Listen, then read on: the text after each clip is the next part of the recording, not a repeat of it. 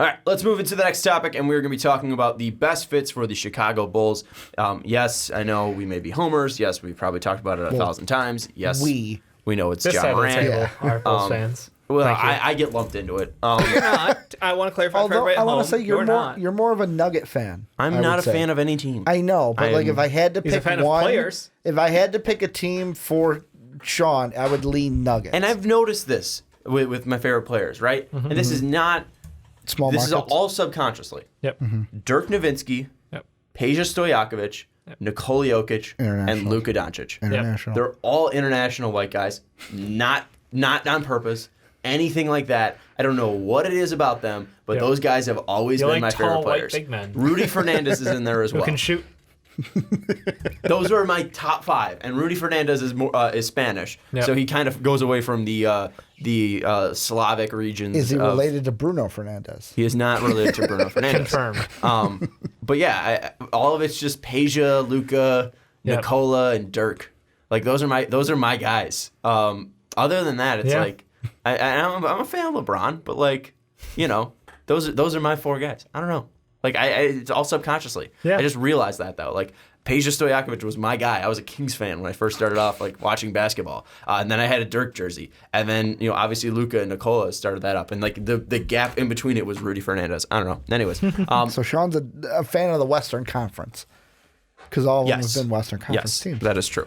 But anyways, we have talked about the best fits for the New York Knicks. We've talked about the best fits for the Cleveland Cavaliers. We've talked about the best fits for the Phoenix Suns. We've talked about the best fits for the Dallas Mavericks. And just in order, next up is the Chicago Bulls. So the whole point is we're not homers. We're going in order. And also, we could have done the Hawks too, but we'll actually wait until they have 2 picks. To see if they have 2 picks to or see if they have don't. 2 picks. Yeah.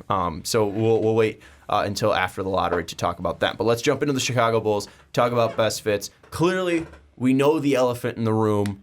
The best fit for them is obviously at point guard, and it's John Morant. Ricky, what most excites you so much that you'd rig your own mock draft to put him to the Chicago Bulls? Well, now I want to defend myself and the sense of... You could defend yourself. Yeah, I said numerous times I would be trading here, and I picked the player that... But that's not the exercise. Yes, you could have said, well, they could go with Ja, but I'm looking at it saying, no, I'm not going to go with Ja. It wasn't anything like... Because Ja's going to the Bulls. I didn't premeditate, like, no matter what, I'm going to have Ja go to the Bulls. I've never done that. Some would say. On a mock draft. You 100% did that. I did not do that. Not at all. 1,000,000%. But for me, like, the biggest fit is just give me a point guard.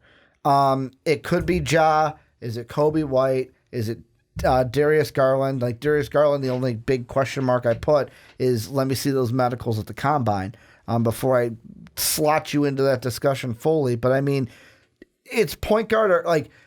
When we talked in the last segment about, top 3 are bust, top 4 are bust, I think for the Bulls it's point guard. I want to say point guard or bust with an asterisk, and that asterisk is Zion Williamson. Like, that's the only pick besides a point guard that I am like, yes, I'm happy with that.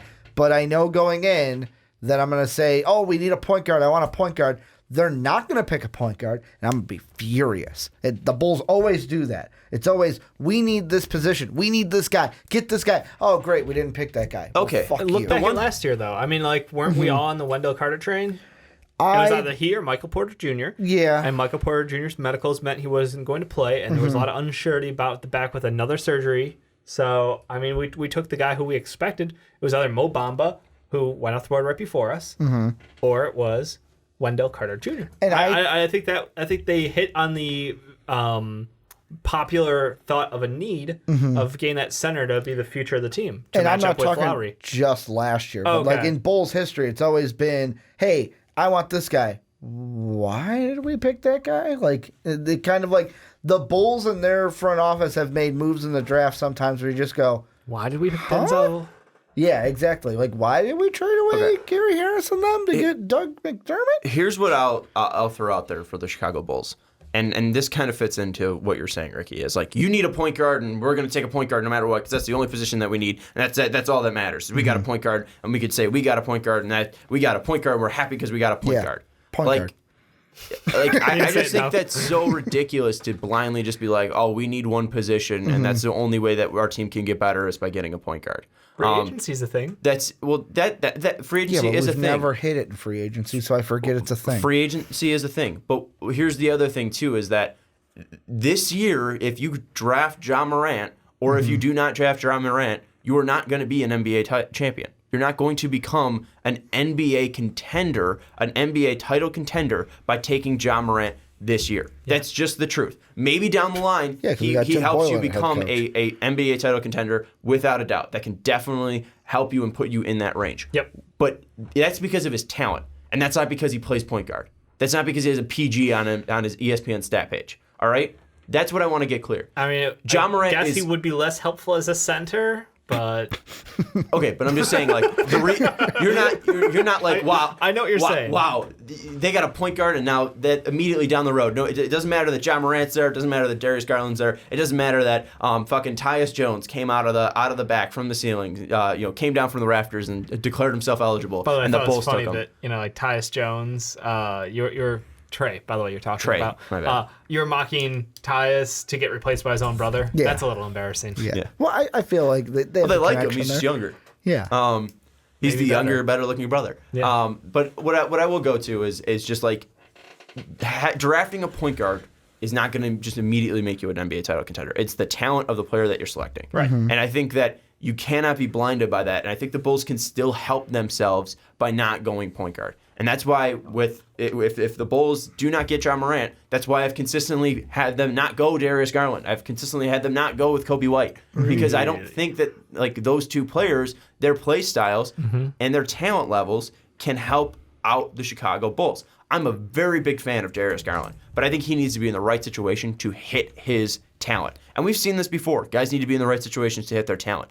If Darius Garland goes to the Bulls, he's either taking the ball out of his hands too much to not be an effective scorer, or he's not getting the ball in his hands enough he's either Same thing. yeah, or he's going to be put into a passing role, which will not allow him to be. God damn it. Or he'll be scoring too much that it will hurt the Bulls' offense because the ball's being taken away from other guys. And That's what I'm trying to more say. efficient. And I do shooters, agree. yes. I agree with you in that sense. My bad. Because like although there you have got been there. times Took a while. at 4, I've put Kobe White to the Bulls.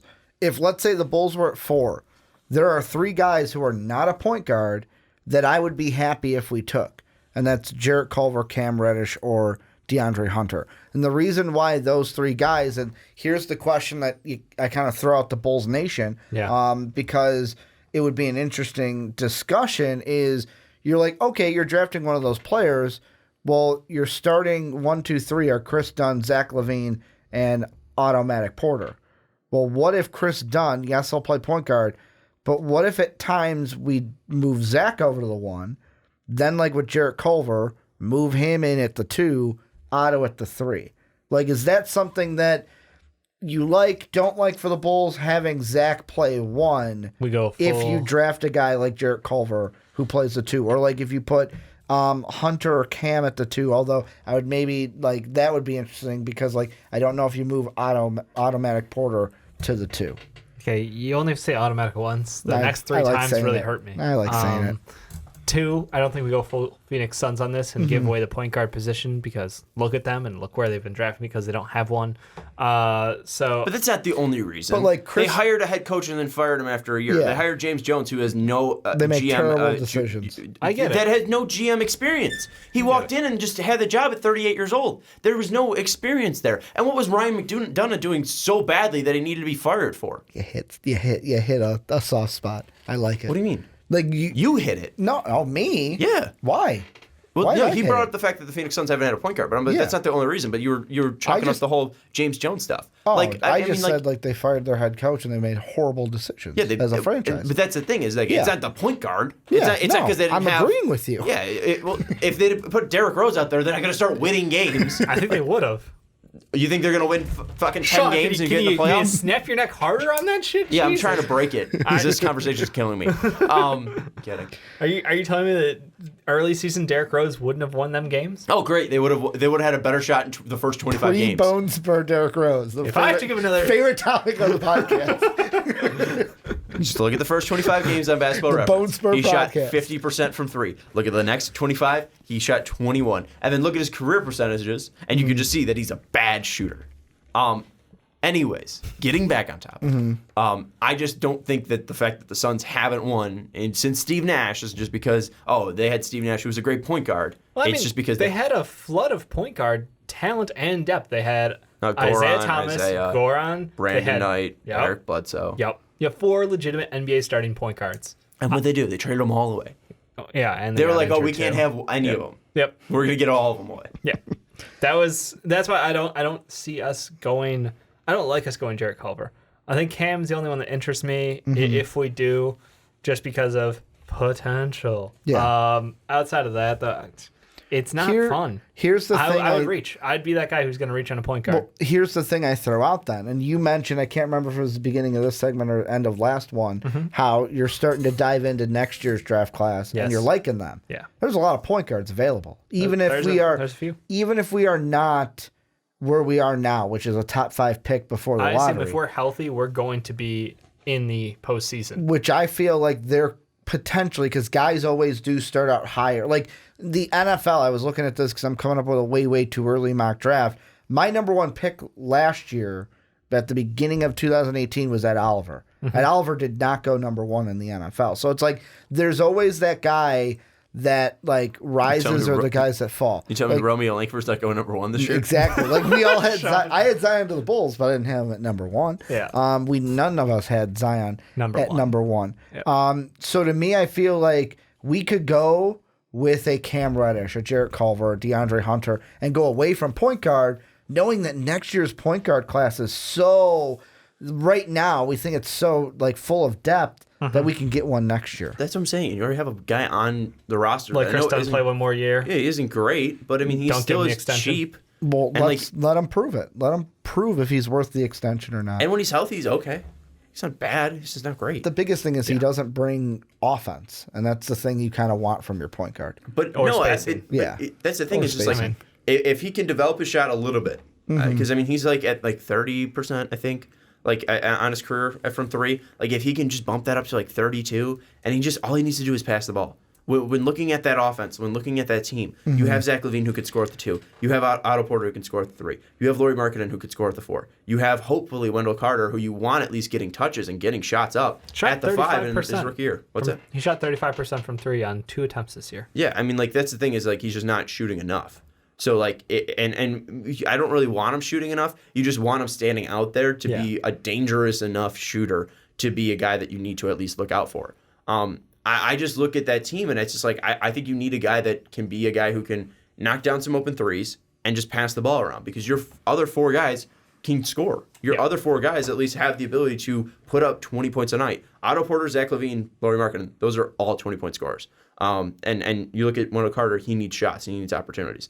I don't see a reason why you need to pigeonhole a point guard into that spot just because he plays point guard. I just don't see it. That's fair, and I respect your opinion. I just really love Ja Morant. Well, That's the thing is like. So it's like if you don't like Ja, it's don't reach on Kobe or Darius. My thing is I'm not picking Ja because he's a point guard. I'm picking Ja because I love Ja Morant. because he's the second best player in the draft. Yes. Okay. Yes. Fair enough. That's the thing. Is like it's great that he is a point guard because that's the position that you need. Yeah. Like that's just a double But bonus. I'm going to throw this out at you, and there's a reason why I asked you that. Because weren't you the one that put RJ on the big board? RJ above Ja? Or Yes. you have Ja above RJ? If the Bulls are at 2, are you picking Ja because he's number 2 on your board or because he's a point guard? If you have If RJ. the Bulls are at 2, Yeah. I think he's just I think he's a perfect. It's the double. Perfect I said fit. yes, the double bonus of because like the difference between Ja and RJ in my mind are not huge. Yeah. So that way you if you're the Bulls and you're at 2, it's the double bonus of he's a point guard and you love the player. Yeah. I love.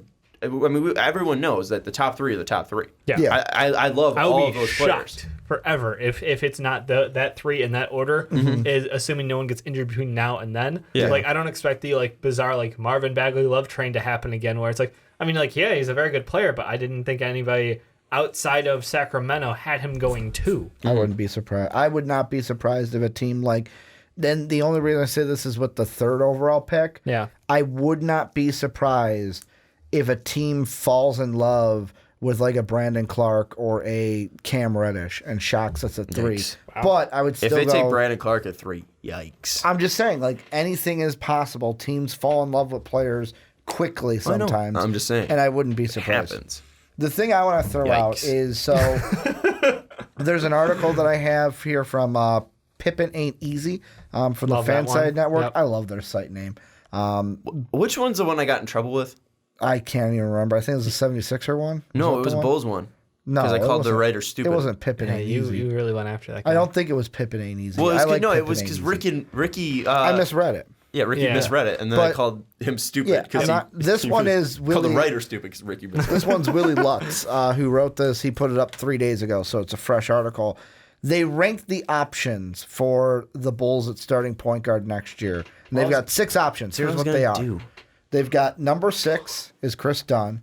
Number 5, Pat Bev. Number 4 is Darius Garland. Number 3 is Derrick Rose. Yikes. 2 is Drew Holiday. 1 is John Morant. And when looking at this article, the one conversation I was like, that's interesting to me. Drew Holiday. And the reason, like, and they even say in the article, is this is all contingent. I'm just going to read it. Now, all this is contingent upon the New Orleans Pelicans' interest in rebuilding. With new GM David Griffin in place, the Anthony Davis trade situation a bit blurry for the time being. Until there's movement on the Davis front, it's unlikely the Pels trade Holiday. But if, let's say, the Pelicans then move on from Anthony Davis and later after this draft decide, hey, we're going to move on from Drew Holiday, could he be a guy the Bulls go with? And why we, unless it's Ja, don't necessarily have to take a point guard at 4. Drew rumors have been out there. They came out near the trade deadline because of the thought that Anthony Davis might be moved. So I will not say that idea is crazy from, who is it? Who's Willie Lutz. Willie Lutz. I will not say that is it just Will Lutz? No, it's actually Willie Lutz? Okay. I don't know if you were just being No, like, it's you know. it's Can confirm. Willie. So, and I'm not saying Willie Lutz is crazy for saying that Drew Holiday might be on the trade block. I just find it hard to believe that they would trade him since they have him under contract. And I think that their idea when trading Anthony Davis will still be a team that can be somewhat competitive. To reload. Because if they get Jason Tatum, this is a guy that has put up near 20 points a game, 20 points a night, at least before. And I think if he has a larger role, he could put up near that production. And they'll still be looking to add in the draft as well. Let's say they get like a DeAndre Hunter if he falls to them. That could be pieces for them That to 2, still 3, compete. 4 is dirty. If they re-sign Julius Randle, that can keep their pieces around. Yep. I don't see them trading Drew Holiday. I find that hard to believe. So I would write that one off. Derrick Rose being at 3 is one that I hardly disagree with. And Willie Lutz is probably around my age, so he probably grew up a Bulls fan, loving Derrick Rose. I understand where he's coming from there, but I don't see that fit. Again, I'm not in love with Derrick Rose's last year. I understand that he had those first 25 games, Dave, and I understand that he had the bone spurs. But I would be more likely to see that the bone spurs come back in his elbow than the first 25 games of his 3-point shooting percentage. I think that is a fair thing that you could agree with. The fact that Derrick Rose might get injured again over him being this miraculous 3-point shooter. Yeah, I don't believe he's a 50% 3-point shooter. Yeah, I would agree and I with think that. he's more likely a 30-year-old that's going to be injured again. That's what I see in Derrick Rose. And then he had who did he have? And then 4 was Darius. 4 was Darius Garland. 5 was Pat Bev. Okay. The Garland one I'm iffy on just because I don't love his fit with the offense, and I think that would again be pigeonholing point guards. Yeah. But the whole point of the article is ranking the point guard options, so I really can't bash that. And I would probably actually put Garland above D Rose. And then with the Pat Bev thing, I just don't think he's going to walk from L.A., but he'd be a really nice fit there. So I mean, some decent ideas out there. I just think Chris Dunn, he's already there. He's free, and I think the whole He could be idea the with Will perfect Lutz. backup for us. The question is, after this year, does he want to be the backup? And I think the thing that Willie Lutz is probably getting there too is just like he's not an exciting option at all. Well, It's the guy also- that you have. He's cheap. He's boring. Yeah, he was an older player when drafted. He was a senior when he's drafted. So it's like you're at the end of that first contract, and it's like You're in your if prime. we're already saying like you're a backup, how much better are you going to get? Now, could we get the like, hey, he's a really good player off the bench, kind of like how, and I'm not saying to this level, but like how Sean brought up Lou Will. in the last segment of like, if you're a 6-man, like he I mean, could his be, career arc is similar to Pat-Bev, I would hope. I mean, defensively, he has that similarity, 3-point shooting. Pat-Bev worked on a lot. Obviously, Pat-Bev had to go overseas and come back, but like, I think Chris Dunn's a guy who, has the ability to be the perfect fit on that team is the problem. Like, he has the defense to make up for Zach LaVine's just total lack of giving a fuck on that end of the court. So I like Chris Dunn. It's just that offense needs because Chris Dunn's better 25. flow. He just turned 25 in March. The thing is though, like he's improved every single year. Like he's not getting worse. He put up less points last year, but he also took less shots. He took less threes. He took less free throws. But his percentages still went up. He went from 32.1% from beyond the arc last year to 35% on less attempts, but it was 0.5 attempts. He went down in field goal efficiency, but it was 42.9 to 42.5, which isn't crazy. Yeah. He went up in free throw percentage, 73.7 to 79.7. He stayed at the same assist rate, pretty much at the near same minutes, but he also took down his turnovers from 3 to 2.3. Yeah. And I think he's still an effective player. The biggest thing that I just think he has had bad luck is just health. Yeah. He wasn't healthy last year, and then obviously he was having this great run in his sophomore year, and then he broke his face on the floor against Golden State. And that was just something that like really just kind of turned the season around. So I think if you get a whole 72 games from him this year, you can probably see what you have from Chris Dunn. How many games? 72. Is that right? I feel like 72 is the wrong number for some reason in my head. Is it 82? I feel like it's 82. Oh, and 82 is a full. Yeah, but 82 he's saying, is a full like, season. if he misses I'm just saying if he gets like 72 games. Oh, okay. Like you that said would be a full good. Season, I was like, okay. No, I'm saying a full 72 games where he's actually playing in 72 games. Fair enough. If he plays 72 out of 82, then that would be good. Because his career high is 78. Yeah. So I don't think he's ever going to get back up to 78 or anything like that. And they're probably going to bench him at some point. Like they're probably going to give him rest. I know there's 82 games in the season. I was real confused there. I was like, I probably should have said like 70. Just so that way it's not like the 2. If you can give me most of a season. Yeah, if you get a majority of the season where he's playing over 60 games, over 70 games, then you can finally see what you actually have from him. I think he's more of an intriguing option than Bulls fans want to admit, and I understand why you don't want to admit that because it's just like he's a guy that has just kind of been there. Like he hasn't been great. I want him to be everything that this team needs. I just don't think I don't think he's going to be the future starting point guard of this team. At best, he'll be the future backup point guard to this team. Let's rank in kind of what Matt Willie Lutz did. Shout out to him from Pippin A Easy. Let's kind of do what he did, and let's just rank the top 5 draft prospects for the Bulls strictly. Because Dave, I know you're not in love with Zion Williamson. It's still Zion at 1. Okay. God damn it. But don't give me your big board. All right. Shrug. Give me your guys that you would love to see in a Chicago Bulls uniform. So it doesn't even matter about like where you're picking. Just what are the top 5 guys that you want to see in a Chicago Bulls uniform as Chicago Bulls fans? You guys. Jazz at 1. Yeah. Like, can we just take you're Zion? You're not saying talent wise. Yeah. You're saying the guys that you would love. So if you'd love to see Ja Morant in a Bulls uniform more than Zion Williamson, put him at 1. Can we just have Zion be his own thing, though? Because like I was really excited for Zion to be. Fuck it, Zion's number 1. I can't say agreed. I would not be excited to see him in a Bulls jersey. When I said if we get the number 1 pick on the lottery, I'm buying the jersey on the podcast. Yeah. I've said that, and I'm going to do it. But I mean, Zion would be 1, then Ja would be 2. After that, it's kind of an open door for me between what do you want more? Do you want to potentially reach for like a Kobe White or a Darius Garland, or you find taking like a to me it's a Cam Reddish, the Jarrett Culver, the DeAndre Hunter, because I will say even if we're at 3 and Zion and Ja go first, I would not take RJ Barrett. I do not think RJ Barrett is a good fit for this team because of what we have with Zach and Otto. I don't think he would fit with them. Who's sooner to replace? I think that you have to be concerned about everyone's health. I mean, literally everybody but Otto Porter has had major injuries in their career in the last couple of years. So I would feel I'm looking like at Cam probably. I'm still going 3 with RJ. Like I have no problem with RJ being my 3rd. I'd go Cam 4th, and at that point, then I wild card it back to like Darius. Yeah, I think Darius would probably be my 5th. I would probably say what best fits Cam 3. Then I would go. See, the hard one for me is DeAndre Hunter and Jarrett Culver because I think they can both fit good with this team. Part of Fit me, well. yeah, fit well. Part of me good. would say, Good. yeah, part of me Sure, would fit say, I'm Can't gonna fit good. go DeAndre Hunter, even though he's got he's a little bit older. He's about a year older than Jarrett Culver, and right now has a bigger body, and he's taller than. I would put him at 4, and then Kobe White would be 5. Okay. Even though people might disagree with Kobe White and his fit with the Bulls. I think at least players that would be intriguing for the Bulls, because I'm not really excited to be, I don't really care. Yeah. Ambivalent.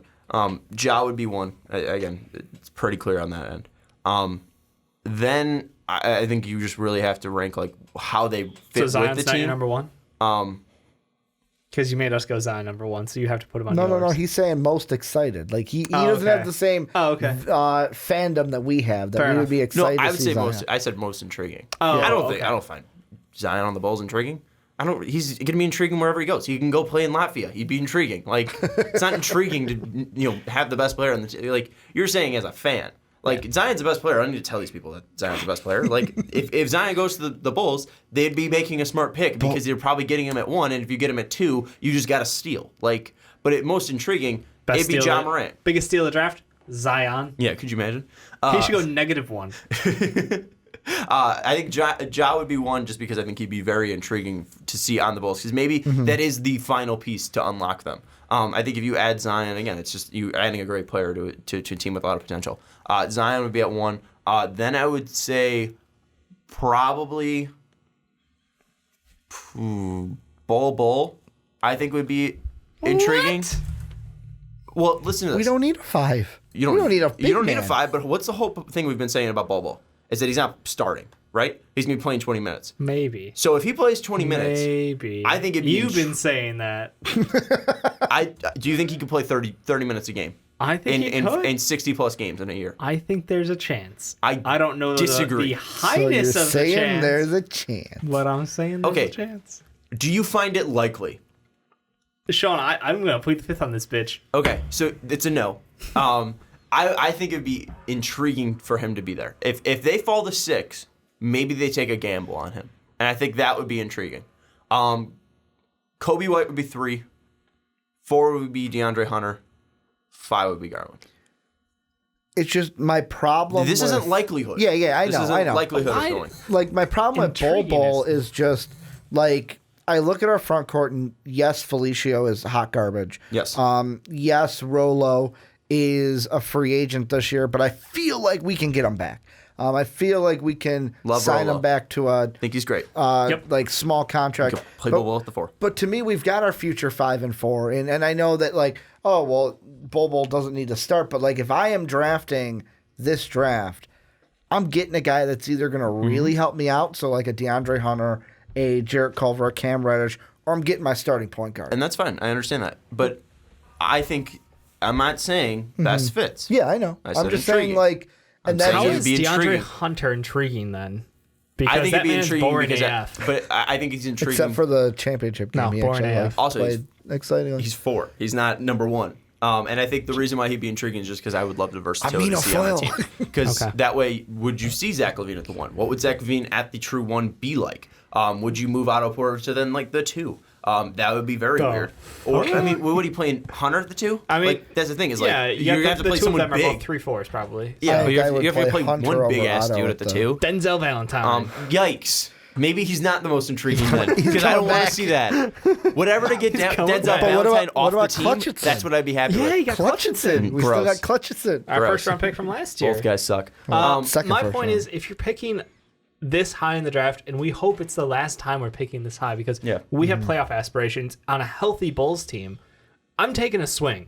I'm not taking a boring player in my mind like a DeAndre Hunter. That's fair. Because I don't think I think there's guys later on in drafts that could be 3 and D wings. So would you rather have Sekou?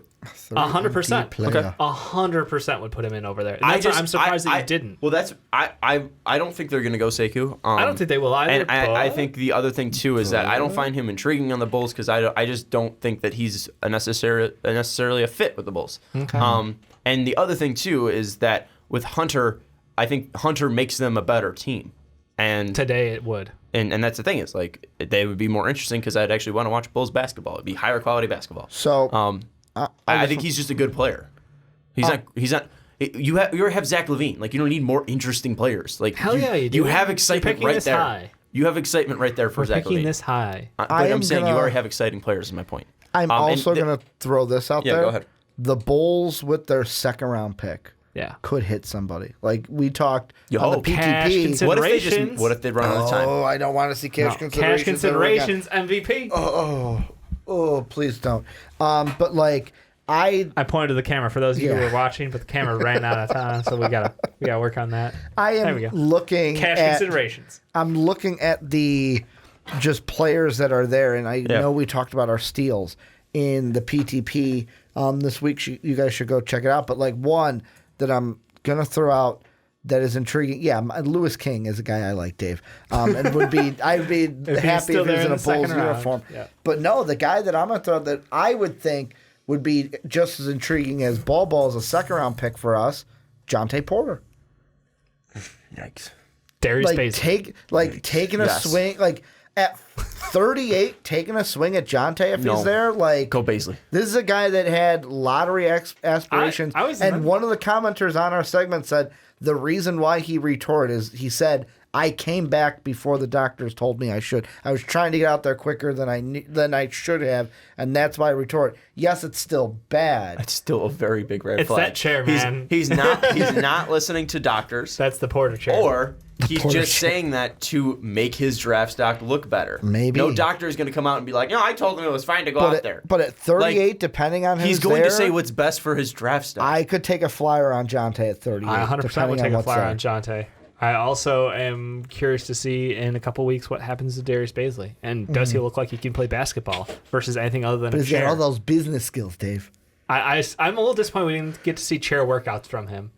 Remember those back in the day? Well, he was also chair workouts. Check out his YouTube channel. He was shooting hoops. Yeah. Anyways, I think that overall, if they don't get Ja, Chicago fans are just going to cry. Probably. And that's unless pretty much we get Zion. Yeah, it's Zion. Unless they get Zion. It's one or two, and then we just quit. Anyways, final thoughts on the Bulls' best fits. Best fits for me, I really want Zion, really want Ja. Then my third would be I really want Cam Reddish. However, I am fully prepared to be picking at number 6 in the 2019 NBA draft. Actually, yeah, wait, take DeAndre Hunter out there and move Cam Reddish up to 2. For most intriguing to watch and move Bull down to 3 because I would love to see Cam Reddish be ass on the Bulls and just have Bulls fans. Well, what if he's really good? Because that would be great. That would be working in sports radio and hearing everyone calling this Cam Reddish guy sucks. Like if you thought you were under the spotlight playing for Duke, and getting some shit. Imagine being but he's got Jim player. Boylan instead of Coach K. Yeah, I would love listening to fucking Chicago fans complain about Cam Reddish. That would be insane. Whew, be amazing. That'd be fun. But anyways, that'd be an extreme content factor. Just listen to those phone calls. But anyways, what about your answer, Dave? You didn't give an answer. I totally did give an answer. Did you? I didn't hear you give an answer. What is it, top 5? Yeah, no, the one that we just did, the top 3, and then I thought you asked us a question. He asked you a question. Okay. It's okay. I thought he was asking No, us. I said final thoughts. Oh, okay. I thought you were asking both. No, you were just wrapping up. Anyways, final thoughts? You got any? No. Cool. Let us know your best fits for the Chicago Bulls down in the comments below. We can't wait to hear those.